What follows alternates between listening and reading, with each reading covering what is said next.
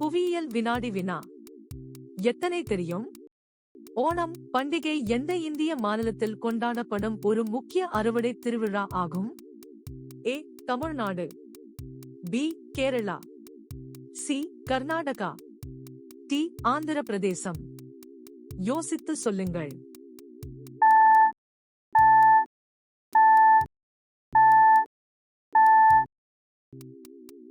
சரியான விடை பி. கேரளா.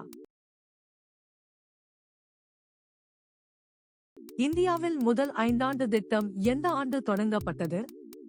ஏ. 1947, B. 1950, C. 1951, D. 1952. யோசித்து சொல்லுங்கள்.